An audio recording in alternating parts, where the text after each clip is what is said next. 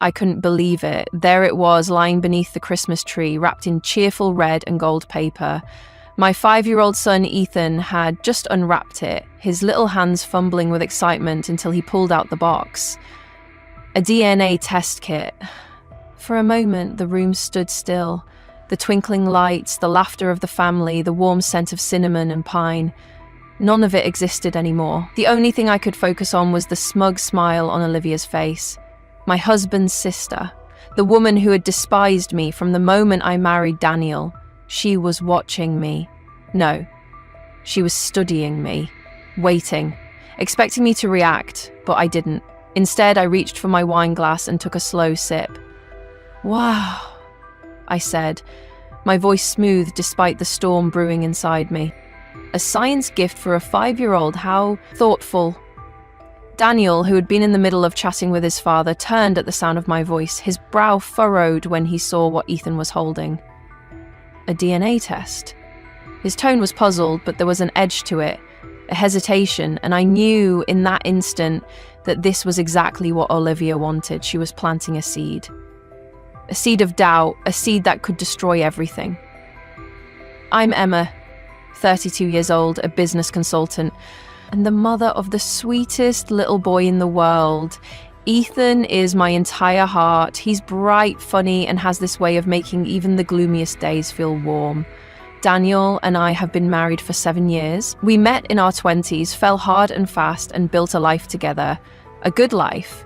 But there was always one problem. Olivia, from the moment Daniel introduced me to her, she made it clear she didn't approve. At first it was subtle, a raised eyebrow, a lukewarm smile, but over the years the hostility grew sharper. She picked apart everything I did, my career, my parenting, the way I decorated our home, the way I existed. She had a talent for making insults sound like concern. "Oh, you work full time, must be so hard for Ethan to have a mother who's never around." Or, my personal favorite, "He's so adorable, he doesn't really look like Daniel, those green eyes. So unexpected, huh?" That last one, that was her obsession. The color of Ethan's eyes. Daniel and I both have brown eyes, but genetics isn't a simple math equation. Recessive traits exist, but try explaining that to someone determined to find a crack in your marriage. And tonight, she thought she had me cornered. I could feel my pulse in my throat, but I refused to give her the satisfaction of a reaction. I set my glass down and reached for the box. Turning it over in my hands, I made a show of reading the label, as if it were the most fascinating thing in the world. "Oh, Olivia," I said sweetly, looking up at her. "You shouldn't have." The edges of her lips twitched. She was enjoying this. "Well," she said, feigning innocence, "I just thought it would be fun. I mean, everyone's doing these tests now. It's fascinating to see where we really come from." Bullshit. Daniel's jaw clenched. I could see the conflict in his eyes, the struggle between loyalty to his wife and the nagging voice of doubt that Olivia had spent years whispering into his ear. I needed to shut this down. "Great idea," I said, turning to Ethan. "And you know what? Maybe Lucas should do one too." Lucas, Olivia's 14-year-old son. The room shifted.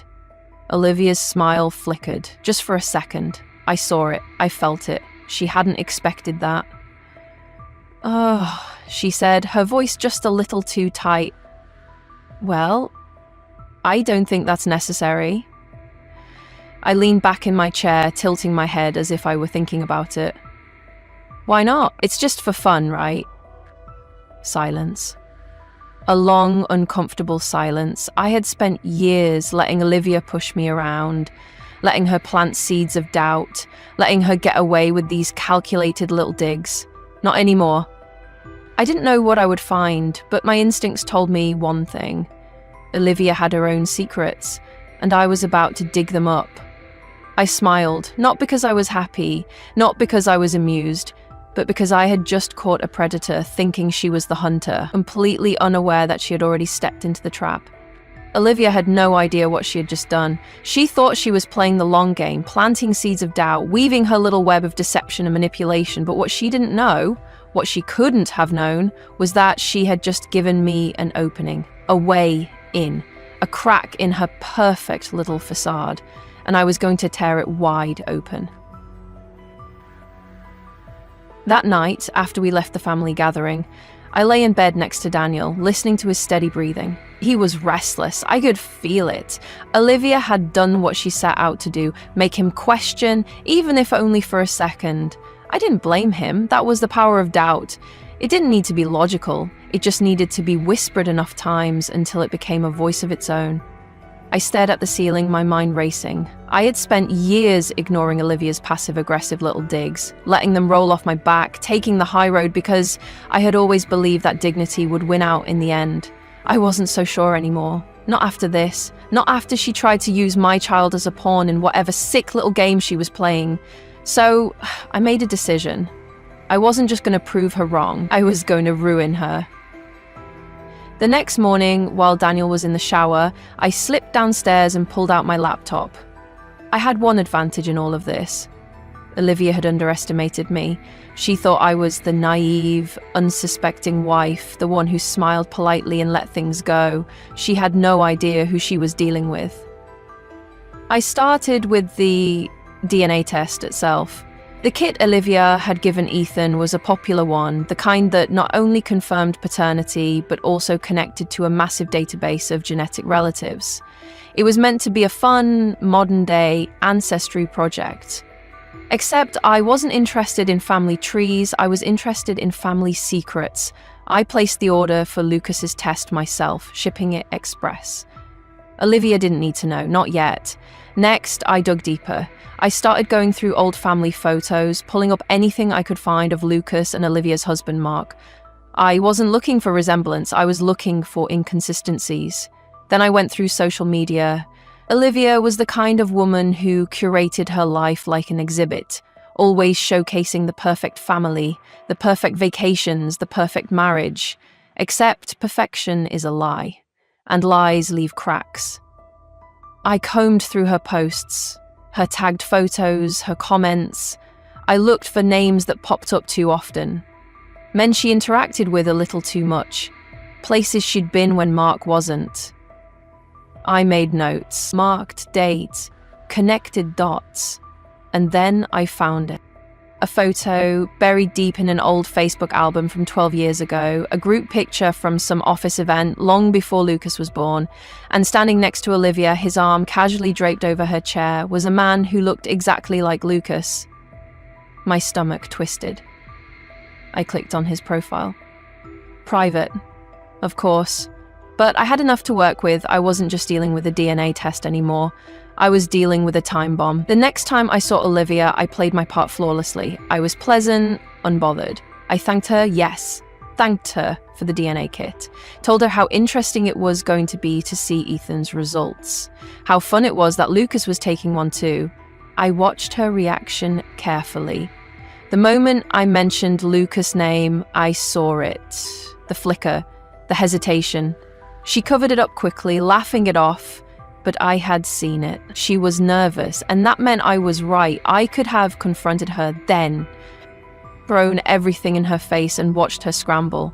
But I didn't want her to scramble. I wanted her to suffer. I wanted her to spend days wondering, questioning, panicking. I wanted her to feel the same seed of doubt she had tried to plant in my marriage. So I waited. I let the silence do the work for me. And when the DNA results arrived, that's when the real game would begin. She thought she had won. The way Olivia carried herself in the days that followed was nothing short of obnoxious. She was practically floating, basking in the glow of her own twisted sense of victory.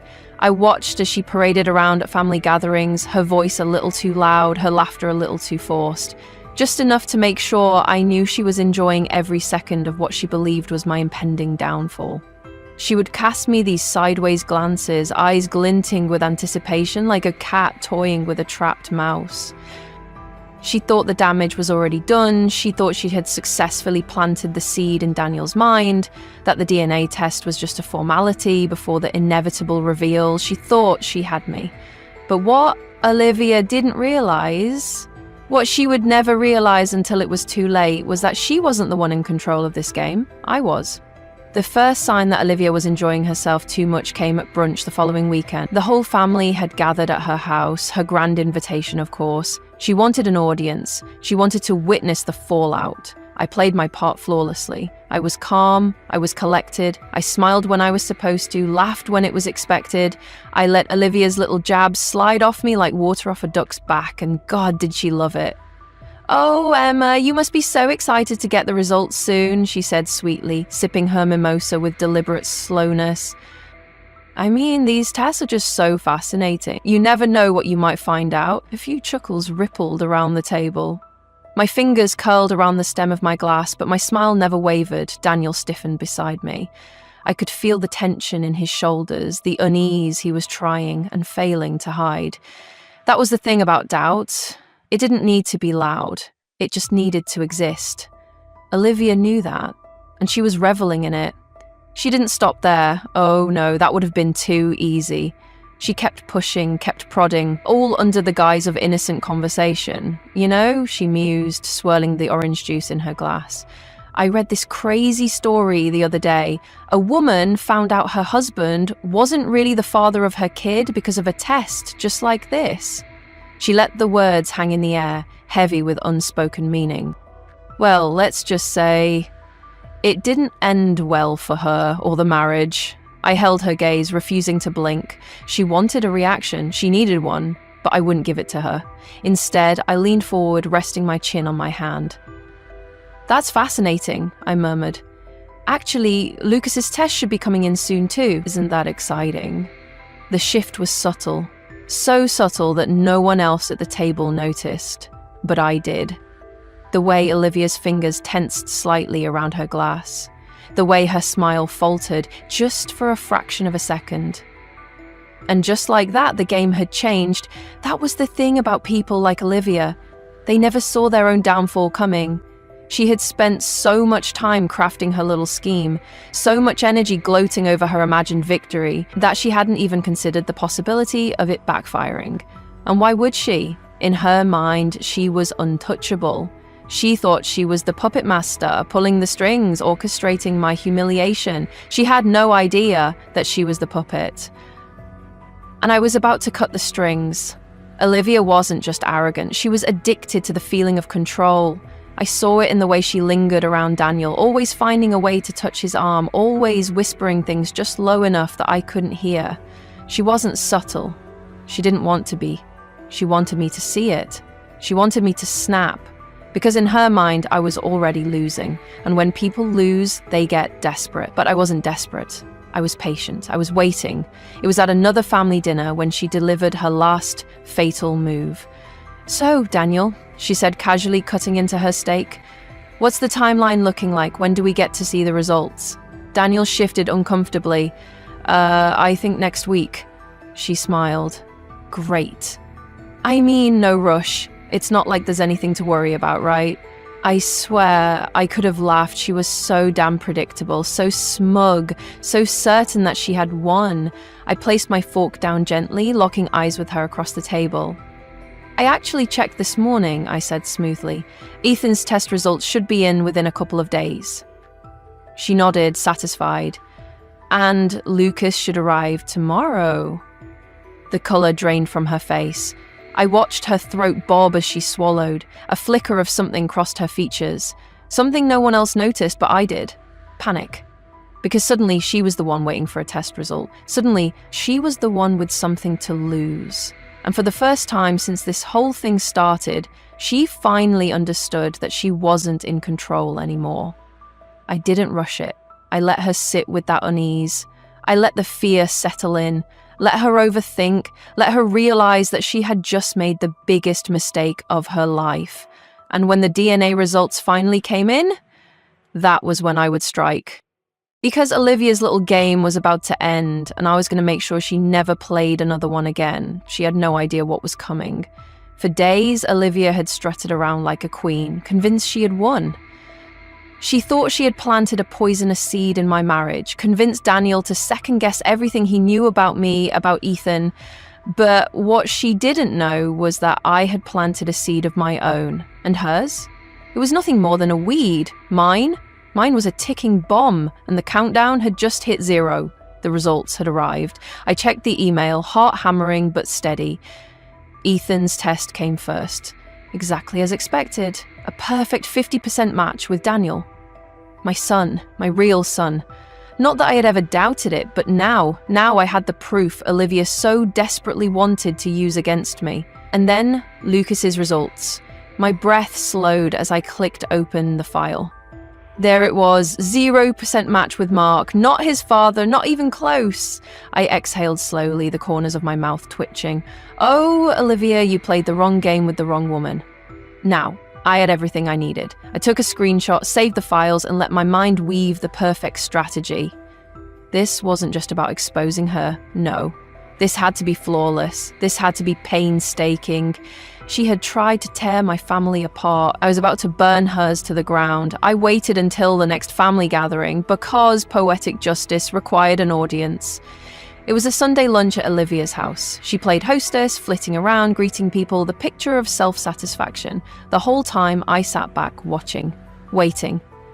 Daniel was quieter than usual, a lingering shadow of doubt still hovering over him, exactly as Olivia had intended. I needed to erase it. No, I needed to shatter it. So when everyone had settled in, drinks in hand, food steaming on their plates, I cleared my throat. I just want to take a moment, I said, standing up, my voice warm, inviting, to thank Olivia. She blinked, clearly not expecting that. For what? She asked, laughing, eyes darting around. For the Christmas gift, I said smoothly. The DNA kit. It was eye-opening. The air shifted. I could feel the tension spread like a wave rippling through the room. Olivia still had that smug look, but it faltered, just a little. Oh, she asked, forcing a smile. That's wonderful, and what did you find out? I let the silence stretch. Let her squirm. Then, with deliberate slowness, I pulled out my phone, tapped the screen, let the email glow bright in my hands. Well, I said, lifting my eyes to meet hers, it turns out Ethan is Daniel's son, 100% biological match. Daniel let out a breath, relief. Olivia's face barely changed, but I saw it, the flicker of disappointment. She had been so sure she was right, so sure she had found a crack in my marriage. She had no idea that the real crack was in her own. I smiled, letting the moment breathe, letting her think it was over. Then I tilted my head. But the real surprise?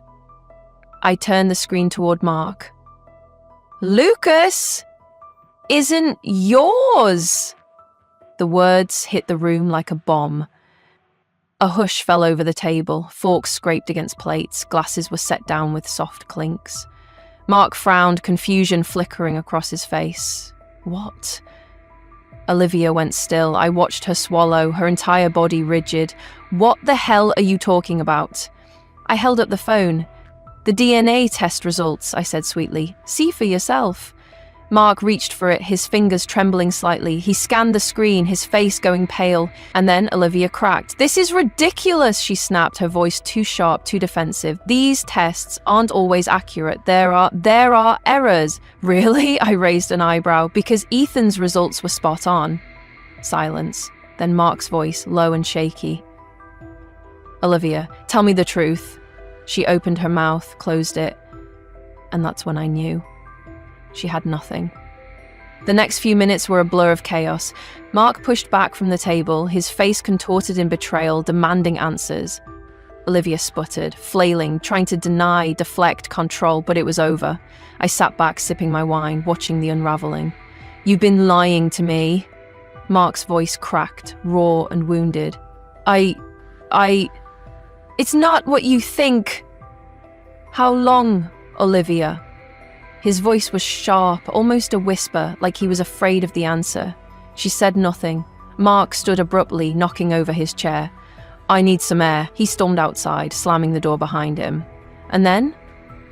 Olivia turned to me.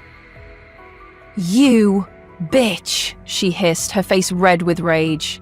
I only smiled. You started this, I said calmly, placing my phone down. You wanted to expose a secret, Olivia. Congratulations, you did. She was shaking, actually shaking, and for the first time ever, she had no words. The fallout was exactly as expected. Mark packed his bags that night. He demanded a paternity test for their younger daughter, and when those results came back, same story, not his. Divorce papers were filed within the week. The family turned on Olivia. She had spent so much time playing the role of the perfect wife, the moral authority, and now she was the disgrace. People whispered, avoided her. No one wanted to be around a woman who had lived a lie for years. And Daniel, he saw through it all. Through Olivia's manipulations, through the doubt she had planted, he apologized profusely. And me, I won. Not just the game, not just my marriage. I had destroyed Olivia. And God, it felt good. The last time I saw Olivia, she looked hollow. The confidence, the smugness, the superiority. It was all gone. She had nothing. No husband, no credibility. Nothing but the weight of her own lies, crushing her from the inside out. I leaned in, lowering my voice so only she could hear. "You should have been more careful with your games," I murmured, "because some of us, we don't lose." Then I walked away, leaving her standing there in the wreckage of her own making, and I never looked back. Olivia was gone. Not physically, she still existed, still walked, still breathed, but her world, the perfect little empire she had built, that was dead, and I had buried it myself. It was poetic, really. She had tried to dig up dirt on me, to fracture my marriage, to humiliate me in front of our family, but instead she had unearthed her own filth, her secrets, her lies, her complete irreparable destruction. The fallout had been glorious. Mark filed for divorce within the week. He had wasted 14 years believing he was raising his own son, only to discover that neither of Olivia's children were his. The rage in his eyes the night he left was something I'll never forget. It wasn't just betrayal. It was a man realizing that the life he had built was a lie, that his wife, the woman he had trusted, had stolen everything from him. And Olivia? She tried so hard to hold on to something, anything. She begged, pleaded, cried. She told Mark it had been a mistake, that she loved him, that they could work through this. But how do you work through two paternity frauds? You don't. Mark didn't even flinch when he walked away. He packed his bags, took the paternity results, and filed for full custody. I heard later that the court leaned in his favor. Olivia fought, of course, threw every desperate excuse at the judge, but Mark wasn't just angry, he was methodical. He had evidence of her cheating, her deception, and most of all, he had me. Oh yes, I made sure to send him every single passive-aggressive text, every snide comment she had ever made about my son's paternity. If she had spent years trying to ruin my family, why shouldn't I return the favor? In the end, she lost not just her marriage, not just her reputation, she lost her kids. Mark got full custody, and Olivia, she got visitation. Supervised, twice a month. I imagine that must have been the worst part for her, because Olivia wasn't just a liar, she was a control freak. She had spent her whole life pulling strings, playing the puppeteer, manipulating situations to her benefit. And now, she had no control. None. She had gone from the queen of the family to the woman no one spoke to. No one invited her to brunch anymore, no one trusted her anymore. She had built her entire life on being the one who knew best. The one who judged others. The one who played the role of the perfect wife, perfect mother, and now she was just pathetic. Daniel, to his credit, had taken everything in quietly. I think deep down he had known Olivia was a snake for a long time. He just hadn't been able to admit it before. After the explosion at dinner, after Mark left, Daniel sat with me on our porch in silence. Finally he spoke. "I should have never doubted you." I turned, watching him carefully. He sighed, running a hand through his hair. She played me. For years. I nodded. She played all of us. More silence. Then he let out a bitter laugh. "You really let her walk into that one?" I smiled, slow and sharp. "I did." He exhaled, shaking his head. "I don't know whether to be scared of you or grateful." I tilted my head, considering it. "Both," I said lightly, because honestly, he should be. I had never been the type of woman to strike first, but I had always been the woman to finish it, and that was exactly what I did. The last time I saw Olivia was at a grocery store, of all places. I almost didn't recognize her. She looked small. Not physically, no, she was still the same woman, still wearing designer sunglasses, still dressed like she had somewhere important to be, but it was her presence. The arrogance was gone, the self-importance, the smug confidence, it had all been stripped away. She saw me before I saw her, and for the first time ever, Olivia didn't approach me. She turned, pretended to study a box of cereal like it was the most fascinating thing in the world. I could have walked away, could have ignored her, let her sit there in her own misery, but I didn't. Instead, I strolled up beside her, casually picking up a box myself. She stiffened. "Olivia!" She didn't look at me. I smiled. "How's Mark?" No answer. "How are the kids?" I asked, voice dripping with false sweetness. Her grip on the cereal box tightened. I leaned in just slightly, lowering my voice. "You spent years trying to tear my family apart," I murmured. "How does it feel, Olivia, knowing that you destroyed your own instead?" Her shoulders tensed. I could see it then, the rage, the resentment, but she didn't speak. Because what could she possibly say? I had won, she had nothing left, and I wanted her to sit with that. I placed the box back on the shelf and turned to leave. But just before I walked away, I threw one last dagger.